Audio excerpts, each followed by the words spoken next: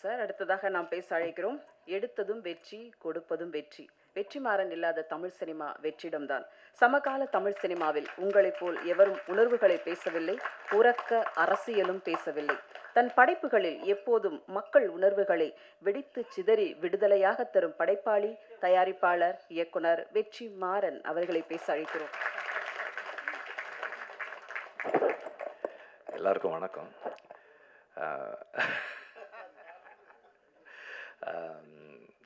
படத்தில் கதை இருக்கிறது எல்லாருக்கும் சொல்கிறதுக்கு தான்.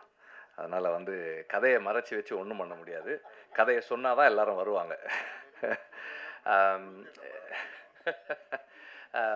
எனக்கு இந்த பாட்டில் ராதான்னு டைட்டில் அனௌன்ஸ் பண்ணதுலேருந்தே இந்த படத்தை நான் கவனிச்சிட்ருக்கேன்.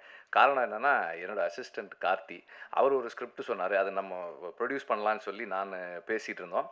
அதுவும் இதே மாதிரி ஒரு ரீஹாபிலிட்டேஷன் சென்டர் பற்றின ஒரு ஸ்கிரிப்டு.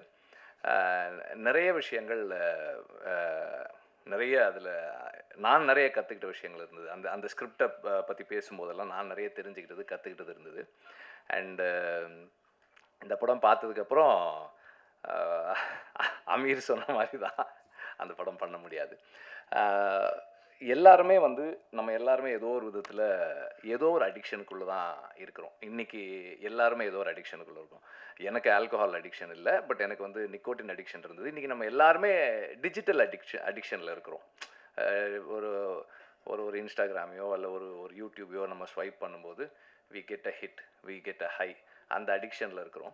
ஸோ அடிக்ஷன் சமூகத்தில் எல்லா காலகட்டத்துலேயுமே இருந்திருக்கு. அது இல்லாத காலமே இல்லை. இன்றைக்கி ரொம்ப அதிகமாக இருக்குது. குறிப்பாக குடி நோய், அந்த டேர்ம் குடி நோயின்ற டேர்ம் எனக்கு கார்த்தி மூலமாக தான் தெரியும். அதை அண்டர்ஸ்டாண்ட் பண்ணுறது ரொம்ப முக்கியமாக. அவரும் சொன்னார், குடிக்கிறதுக்கும் குடி நோயாளியாக இருக்கிறதுக்குமான வித்தியாசம். அதை இது ரொம்ப அழகாக பேசுது. இப்போ ஒரு 25 வருஷத்துக்கு முன்னாடி, ஒரு 30 வருஷத்துக்கு முன்னாடினா, ஒரு ஊரில் அல்லது ஒரு தெரு இருக்குன்னா அதில் ஒரு 5 வீட்டில் இருக்கிற ஆண்கள் குடிப்பாங்க. ஒரு வீட்டில் இருக்கவர் இந்த மாதிரி குடிநோயாளியாக இருப்பார். இன்றைக்கி ஒரு தெருவில் ஒரு வீட்டில் இருக்கவர் குடிக்காமல் இருந்தாலே பெரிய விஷயமா இருக்குது. தெருவில் 10 குடிநோயாளிகள் இருக்கிறாங்க. இந்த காலகட்டத்தில் பாட்டில் ராதான்ற ஒரு படம் it is a very personal story, but it has got a strong socio political relevance. இந்த மாதிரியான படங்கள் பண்ணுறது ரொம்ப அவசியம்னு நினைக்கிறேன். ஒரு தனி மனிதனுடைய வாழ்க்கை it is a political expression தான். ஸோ அந்த அடிப்படையில் ஒரு தனி மனிதன் அவனுடைய குடிநோய்க்கு நம்ம எக்ஸ்கியூஸ் சொல்ல முடியாது. பட் இருந்தாலும் இன்றைய காலகட்டத்தில் இந்த படம் பேசுகிற அரசியல் ரொம்ப முக்கியமான அரசியலாக நான் பார்க்குறேன்.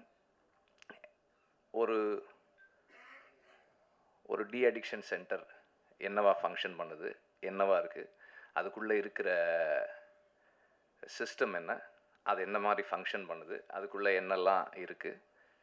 அப்புறம் ஒரு ஃபேமிலி ஒருத்தர் ஒரு அடிக்டாக இருக்கிறதால, அது எந்த விதமான அடிக்ஷனாக இருந்தாலும் ஒருத்தர் ஒரு அடிக்டாக இருக்கிறதால அவரை சுற்றி இருக்கிறவங்க என்னெல்லாம் இழக்கிறாங்க, அவருடைய நண்பர்கள் என்ன ப்ராப்ளம்ஸ் ஃபேஸ் பண்ணுறாங்க, அந்த ஃபேமிலி என்ன ப்ராப்ளம்ஸ் ஃபேஸ் பண்ணுது, இதை ஒரு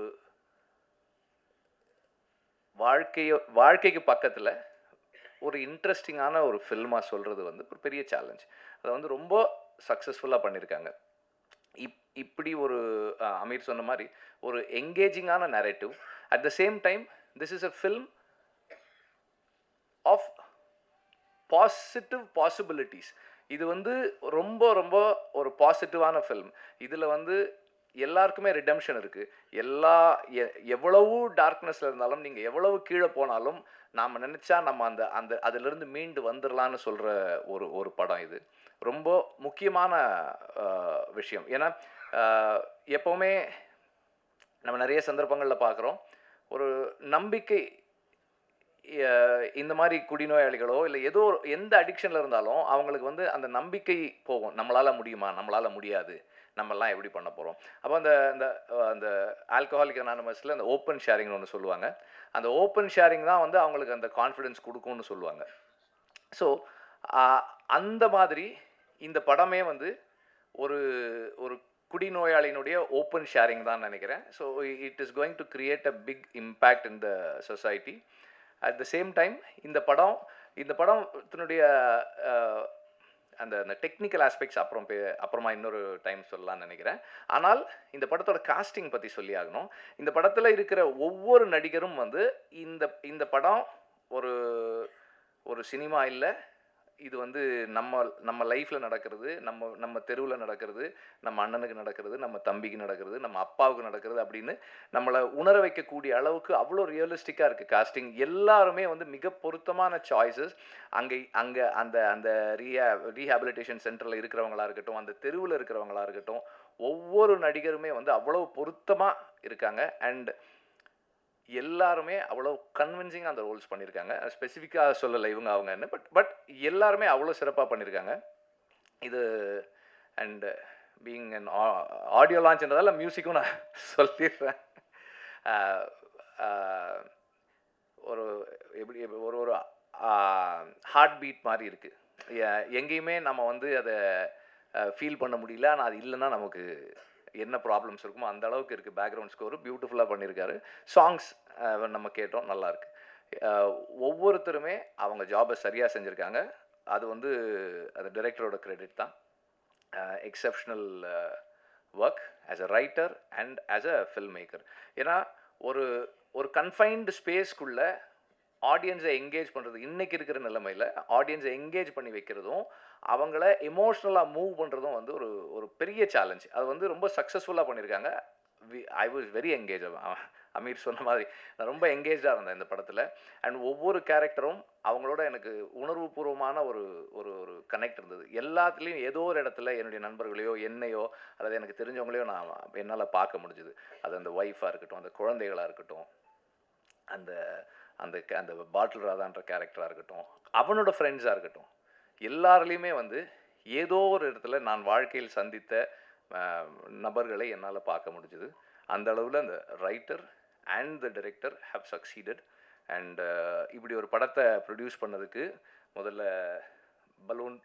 பலூன் பிக்சர்ஸுக்கும் ரஞ்சித்துக்கும் என்னுடைய பாராட்டுக்கள். இது வந்து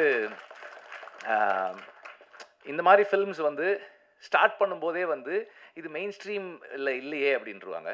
ஆனால் மெயின் ஸ்ட்ரீமுடைய biggest factor is identifiable element. இதில் இருக்கிற அந்த எல்லாத்தையுமே நம்ம வந்து இந்த கதாபாத்திரங்களை நாம் எவ்வளோ ஐடென்டிஃபை பண்ணிக்கிறோன்றது தான் இந்த படத்தினுடைய சக்ஸஸாக இருக்கும்ன்றதை நான் உறுதியாக நம்புகிறேன். நன்றி.